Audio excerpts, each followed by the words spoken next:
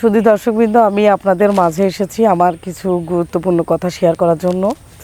তো আমরা বাঙালিরা হয়ে অনেক সময় স্বপ্ন দেখি অমুক কান্ট্রিতে যাব, অমুক কান্ট্রিতে যাব। দেন আমার একজনের মাধ্যমে পরিচয় হলো, কিন্তু উনি যে আসলে দালাল পক্ষ ছিল সেটা কিন্তু আমরা জানতাম না। তো আমার ইচ্ছা ছিল আমি ইটালিতে যাব। তবে উনার সাথে আমার সব কিছু কথা হলো, আমার পরিবারে গেল, সব কিছু চেক করে, কিন্তু উনি আমাকে কাজের উদ্দেশ্যে আমাকে একটা যাওয়ার ব্যবস্থা করে দিল। দেন আমি বাড়ি থেকে বিদায় নিয়ে, বাড়ি থেকে কেউ রাজি ছিল না প্রথম, তারপরে সবাইকে বুঝিয়ে আমি চলে গেলাম। যাওয়ার পরে সত্য কথা বলি, যখন ইটালির মাটিতে পা দিলাম তখন উনি আমাকে বলল যে তুমি এয়ারপোর্টের এখানে থাকো না। উনি এয়ারপোর্ট থেকে কিছু দূরে আমাকে রেখে উনি বললো যে তুমি এখানে থাকো, আমি পাশ থেকে তোমার জন্য কিছু খাবার নিয়ে আসি। তো আমি ওখানে বসে আছি। বসে থাকার পরে কিছুক্ষণ পরে দেখি একদল লোক এসে আমাকে বলল যে তুমি অমুকের লোক না, চলো আমাদের সাথে চলো। তখন আমি বলি যে ভাইয়া, তখন আমি ভাইয়াকে খুঁজতেছি। তখন বললাম যে সত্যই, না হলে ভাইয়ার নাম জানবে কীভাবে, হয়তো ভাইয়া উনি পাঠাইছে। তখন আমি তাদের সাথে গেলাম। যাওয়ার পরে দেখলাম যে ওনারা আমাকে একটা অন্ধকার ঘরে আটকিয়ে রাখলো, বুঝতে পারছেন? তো ওখানে আটকে রাখার পরে আপনি তো জানেন যে একটা বিদেশে মেয়ে যদি কোনো কুচক্রের হাতে পড়ে, তার কিন্তু শারীরিক নির্যাতন সব কিছুই কিন্তু তার সহ্য করতে হয়।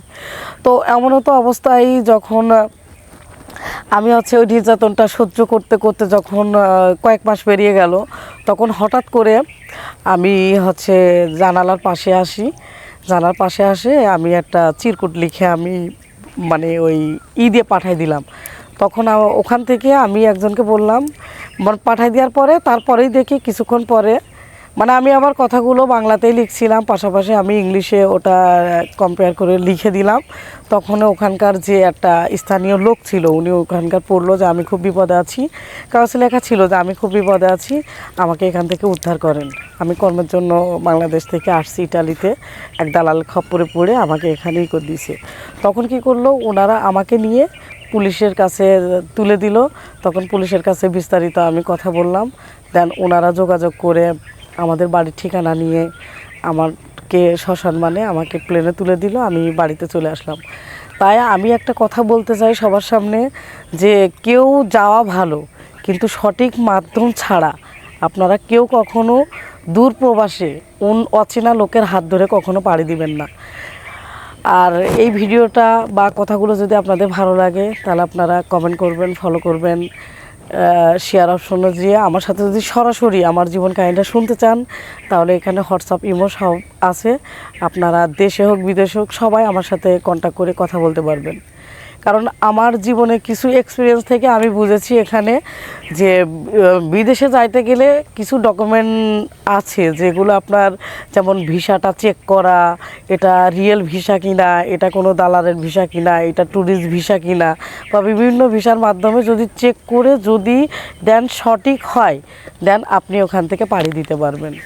আর যদি আপনার এটা 2 নাম্বার হয়, তাহলে আপনার কিচ্ছু করার নেই, আপনার আমার মতো লাইফের অবস্থা হবে।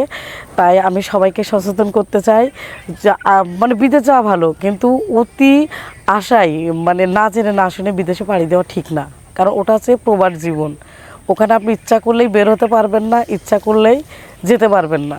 তাই অনেক চিন্তা ভাবনা করে আপনাকে প্রবাসে পাড়ি দিতে হবে। আর তারপর থেকেই জীবনে আমি প্রতিজ্ঞা করেছি যে আমি যদি না খেয়েও মরি বা মরেও যাই, কোনো প্রবাস ছেলেকে বা বিয়ে করব না কখনো, বা প্রবাসেও আমি যাব না। আমি বাংলাদেশের মাটিতে হ্যাপি আছি, আমি রাজধানীতে আছি, অনেক ভালো আছি। সবাই ভালো থাকবেন।